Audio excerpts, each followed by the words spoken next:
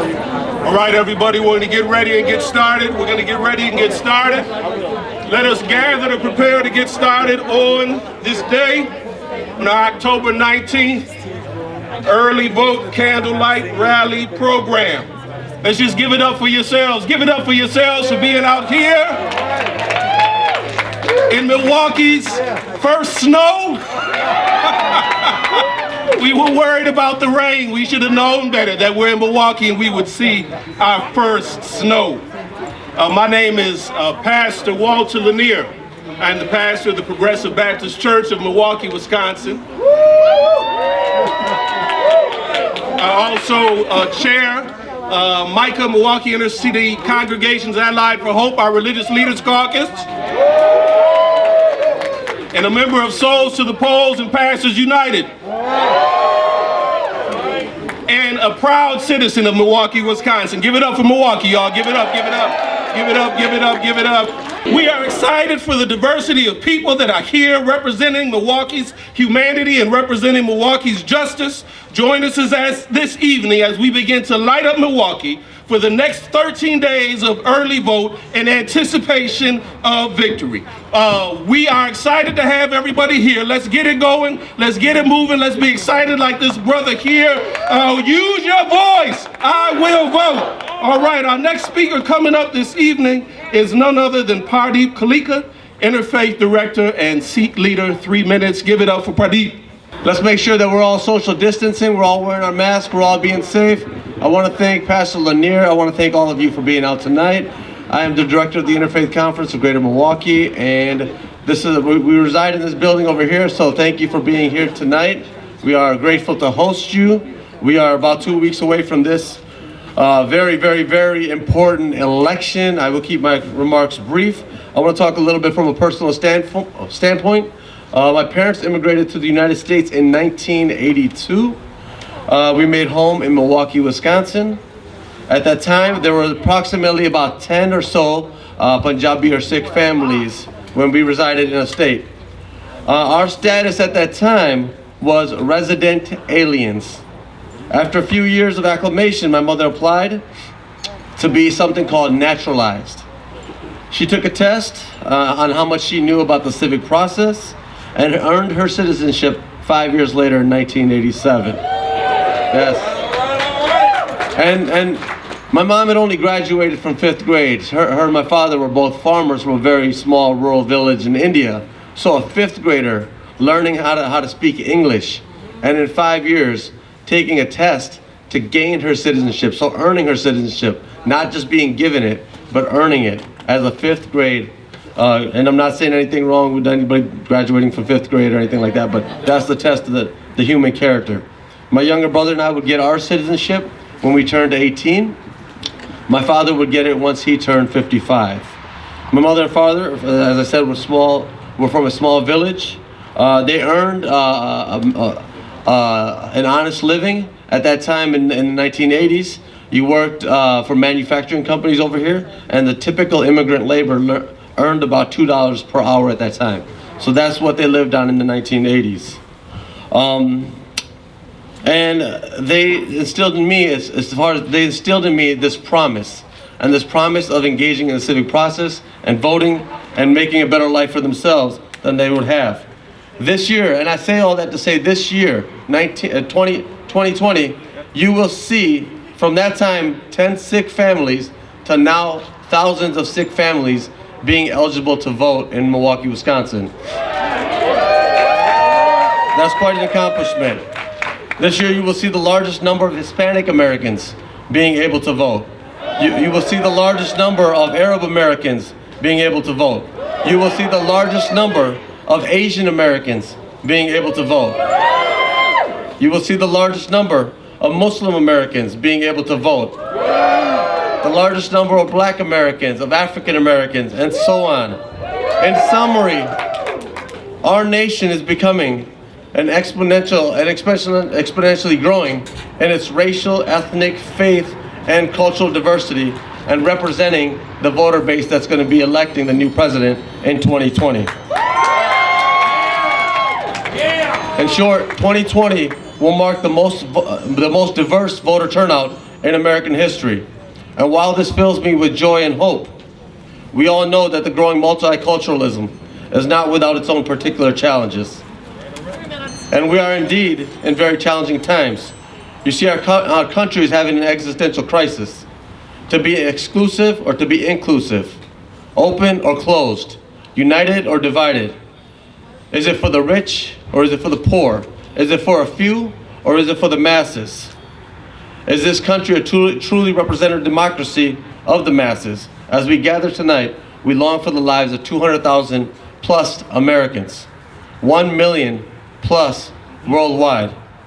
And because none of us can do this alone, we are calling on our sacred community. We are calling on you to be more united than ever before, and to usher in a future where all of God's children have the sacredness and have equal voice and equal worth. We must remain steadfast to literally and physically bend the moral arc of the universe towards the good. I'm grateful to represent the Interfaith Conference, the interfaith community. I'm also grateful to represent the Sikh community. And most of all, I'm grateful to be surrounded by our amazing faith leaders here, and we're honored to be surrounded by you. Thank you for being here tonight.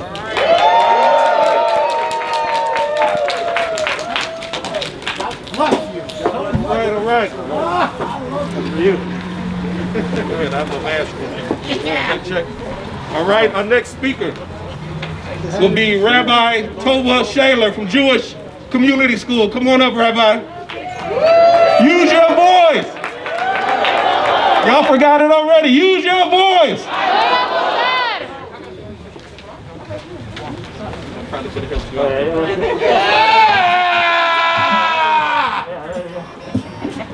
Thank you.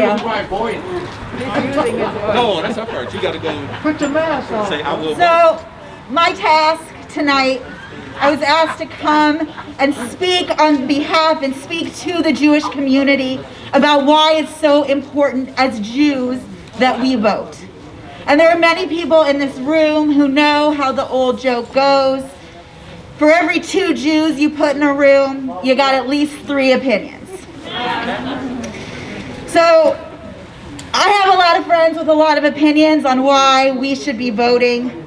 Record levels of anti-Semitic hate crimes, even here in Milwaukee, push a lot of people to vote. Our tradition, our sacred text, our Talmud tells us specifically not to separate ourselves from the community. And that's why they vote. But I'll tell you why I vote. I vote because last week in synagogues around the world, we read the story of the creation of the world. And we read that God put it on human beings to take care of this world. I vote because my tradition teaches that the world we live in now is not the world that God created it to be. That the world we live in now, with injustice, with poverty, with terrible things, is not the world that God created this world to be. I vote because my tradition tells me that I am responsible for tikkun olam. I am responsible to repair the world, to create the world that God gave us the potential to have. And so I vote because this is my opportunity and my chance to make sure my values are up and making a difference in the world, making sure that our elected leaders are making this world the place it was meant to be. I vote because Judaism is founded on human faith and a divine promise that the world can be perfected.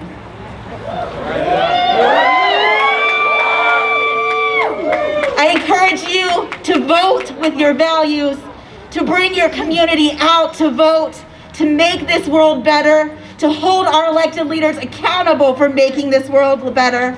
And I encourage you again to fill out your pledge cards tonight and pass them into the baskets coming around. Thank you.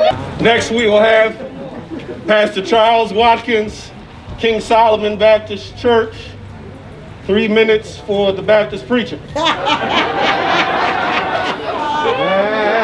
minutes! Use your voice! 3 minutes! Use your voice! right, thank you. Can everyone hear me? Yes, sir. Good, good. It's a joy to be here on this evening. I'm supposed to give 2 minutes now on about why it's important for the inner city to vote. But I can't do that. I think it's important for us all to vote. I grew up in the South, and I know what segregation is all about. And I see segregation happening now. So it's important for us to vote. Not to say we're gonna vote, but it bothers me when I see our young people that don't wanna vote, but they wanna change. If you don't vote, you will never bring about a change. And so we all need to vote. I don't care if it's early or November 3rd, we need to get out to vote, because what I also see is fear. I see a lot of people are afraid for us to vote. And when I mean by us, I'm talking about African Americans. I'm talking about Latinos. I'm talking about everyone of color. They don't want us to vote. That's why they're doing everything they can to stop us from voting. But they don't know me. I'm a small piece of leather, well put together. And I'm going to get my brothers and my sisters to get out and vote, and we're going to vote, and we're going to get a new president. Some of you may be afraid to say it, but I'm going to say it like a THIE. We're going to get a new president. I got to stop there, because y'all know I'm a Baptist preacher. Well said, well said. Next we have Rayron Gumble, Milwaukee's in center. Let's give it up for Rayron. Come on, Rayron.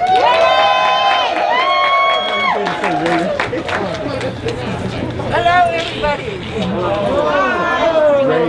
Okay. Hello, can you hear me? Yeah, great. See, it's wonderful to see you all. It's great. So Buddhism is about living in peace and harmony with all beings. All people can be free from suffering when we understand that there is no separation between us all. Siddhartha Gautama, who became the awakened one, lived in feudal times in ancient India, and equality was not the norm. There were a few wealthy and powerful lords who ruled the country and made the decisions for everybody else. But the Buddha taught all people of all walks of life. He did not make distinctions between rich and poor, old and young, man or woman, or any caste. He walked around wide parts of India for 40 years, spoke different languages so everybody could understand him. Shakyamuni's teaching said that inner freedom is not dependent on status or wealth. But certain basic needs have to be met in order for everybody to hear the teachings. He made sure that people in his community looked after each other, had food and shelter as they needed, and also warned of excess. In our time in this country, we have the good fortune to live in a democracy. It is a given right for any citizen to have a voice in the running of the country. Voting is the way that we can make sure that we are heard on a local, state, and federal level. With my vote, I am part of a system that ensures that everybody is cared for, and not a few ultra-rich have the say. That is why we all have to make sure that our votes are counted. When all people have equal opportunities, everybody is the same in the eyes of justice. Nobody is discriminated because of external differences. Only then can we hear the message of freedom and peace. Let us get out the vote for a government that has everyone's best in mind, every best interest for everybody, and acts in that way. Please vote early, make your pledge, and put it in the basket. Thank you. Buenas tardes, soy Rafaela Flores. Good afternoon, my name is Rafaela Flores. Good afternoon. Buenas tardes. Soy vocera por el voto y quiero hablar con la comunidad. Motivo a mis compañeros de trabajo, a la comunidad que voten, que salgan a votar ahora porque queremos un nuevo presidente. I just want to say that I'm here representing Voces de la Frontera and Voceros por el Voto, which is the relational voter program that we're using to get out the Latino vote and the whiter vote this election because we deserve a new president.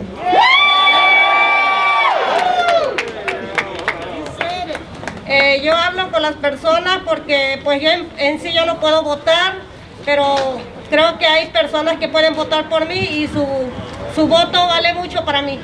And I just want to say that I myself do not have the right to a vote, but I have been organizing the vote, and to me, because I can't vote, it's even more special to me to talk to people and make sure that they vote because they care about me. And they want to protect me. Quiero que haya un cambio del nuevo presidente, no quiero más racismo, más discriminación. Vamos a votar por John Biden. I want a new president. I don't want any more racism. I don't want any more discrimination. We deserve a new president. Let's vote for Joe Biden. Este es un país de no racismo, no discriminación. Tenemos que hacer un cambio, un nuevo presidente. This country wasn't founded, this country isn't supposed to be about racism or discrimination, and we deserve a president that wants peace. Seguimos motivando a las personas para que salgan a votar y es muy importante que salgan a votar ahora mismo y que voten por el cambio. So let's keep talking to our friends and neighbors. Let's keep pushing out the vote. Let's make sure people get out and make their voices heard. And let's create the change we want to see for the next 4 years. Gracias. Thank you very much. So one of the benefits of being so diverse is we get to hear from a lot of people. Souls to the Polls. Send Souls to the Polls? Is a nonpartisan organization, but there are a whole bunch of organizations here, and so we're thankful for all the passions of the people. Our next speaker is Janan Dajid from the Milwaukee Muslim Women's Association. Let's give it up for Janan. Hello, everyone. Hello! I'm here first and foremost because voting is a right of every American citizen. Yes! And we will not be denied that right, no matter what efforts are made to try and disenfranchise us. Right, that's right. As a Muslim American, I already voted. Yay! Because the values of our country are at risk. Yes, they are. On January 27, 2017, the first thing this administration did in office is launch an attack against Muslims and refugees by instituting the Muslim ban. Closing our nation to a multitude of Muslim countries and refugees, fleeing war zones and genocides. They were denied simply because of their faith. I already voted because my children deserve to feel proud and deserve to feel safe.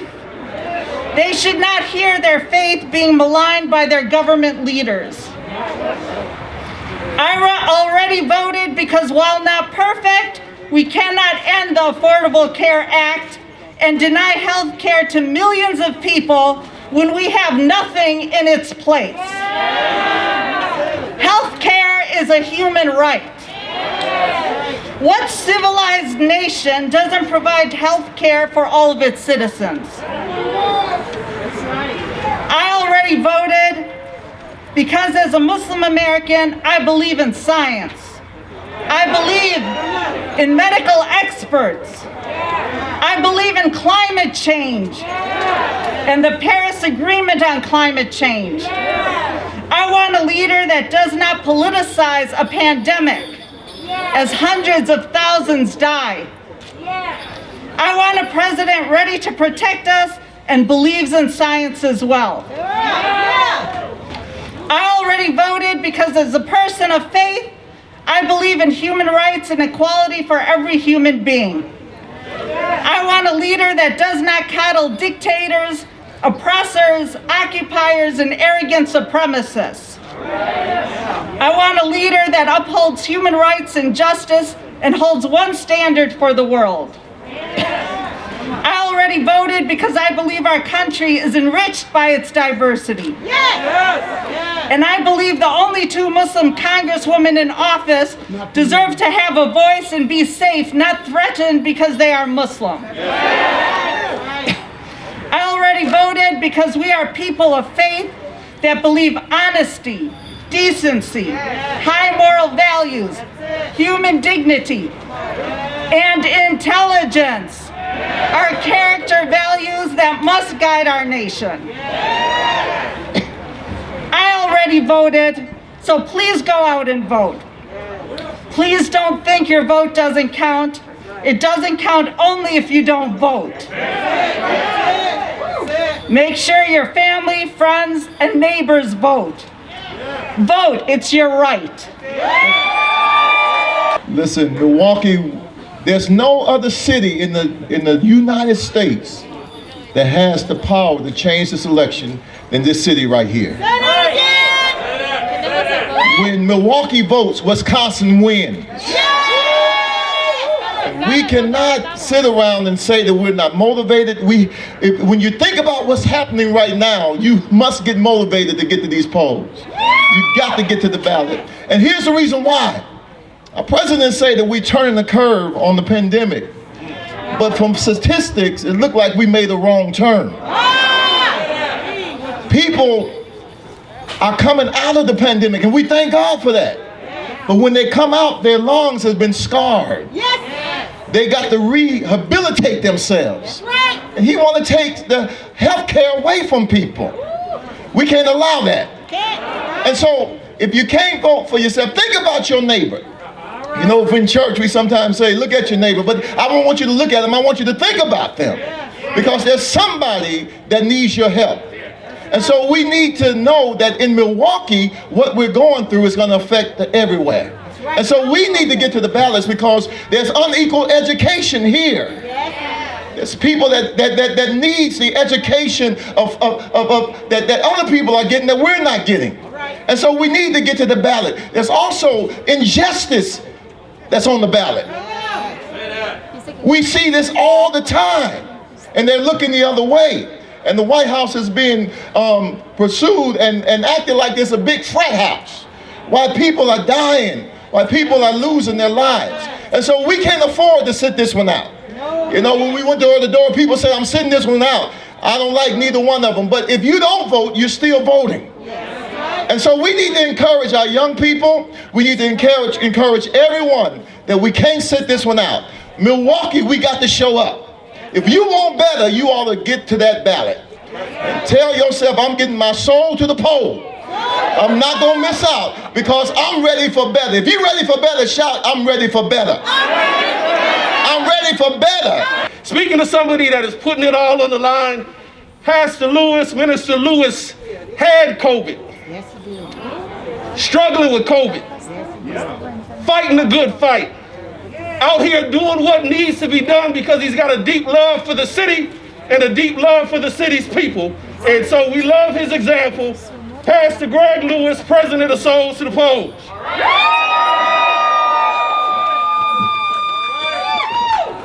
You go, honey! Yeah, that was my wife, everybody. But in all seriousness, you know, I'm a man of faith. I'm a man of faith, but that don't mean I ain't ready to fight. Listen, why do we need to come out and vote in my community? Because my community is in critical condition.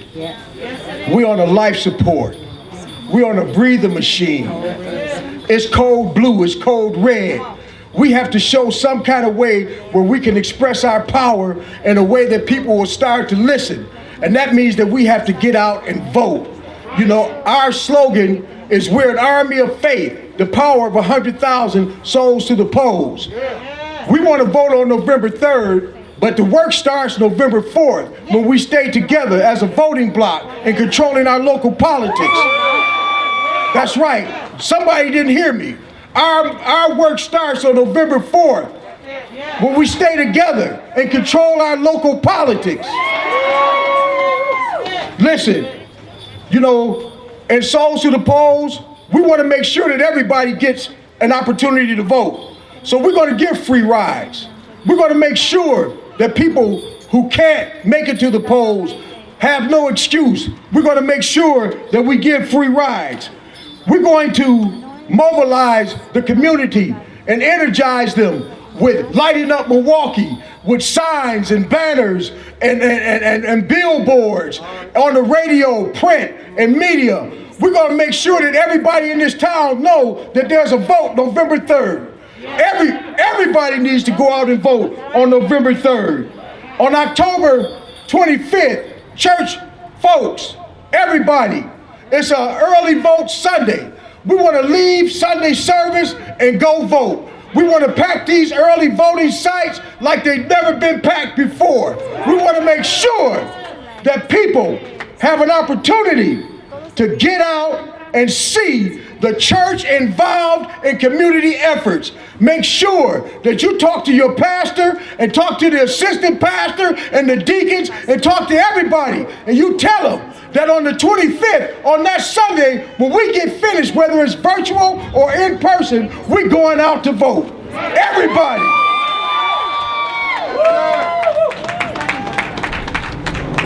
And then I want to make sure everybody, we got these candles out here. And we're going to have a person who I know is familiar with this country, our Indian brother.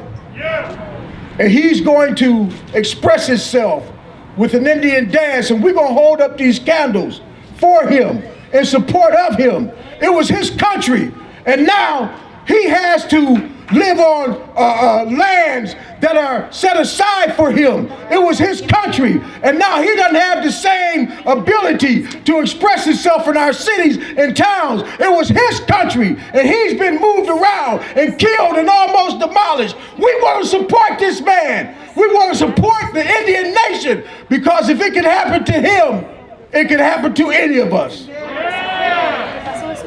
Now, I want to make sure that everybody remembers that tomorrow, the John Lewis Caravan is going to be marching through the town in cars.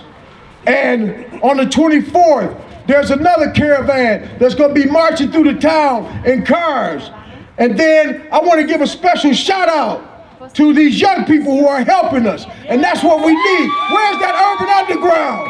Where you at? Let's give them, we can do better than that. Give them a shout out. And then I just want to say one more thing. I'm so glad to see all of you here tonight, you leaders who are making this happen. Now we got to go back to our community and let our folks know that we mean business. We got to go back and let them know we mean business, everybody. Don't think that this race is won. Don't think that this victory is already in hand.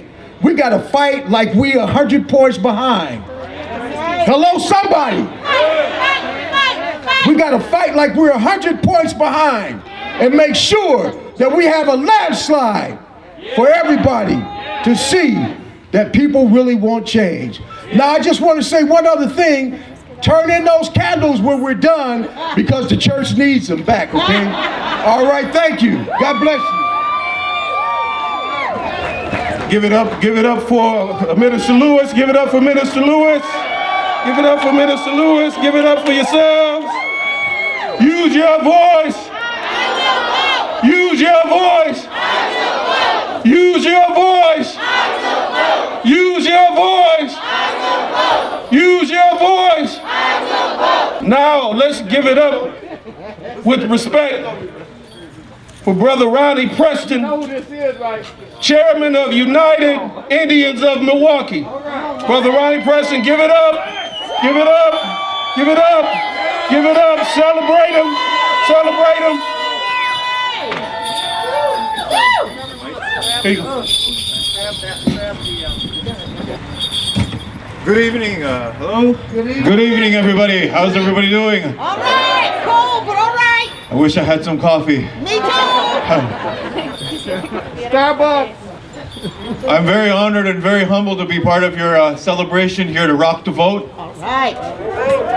As a representative of the Native community here in Milwaukee, I'm the chairman of United Indians of Milwaukee, and it's my job to teach young people about who they are, Yes. about our identity.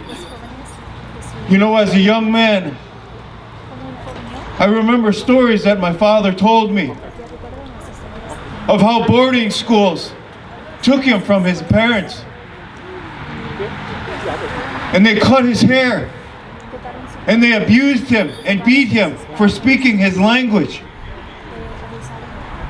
As stated before, the United States of America tried to erase us as a nation of people. I'm here to show you they did not succeed.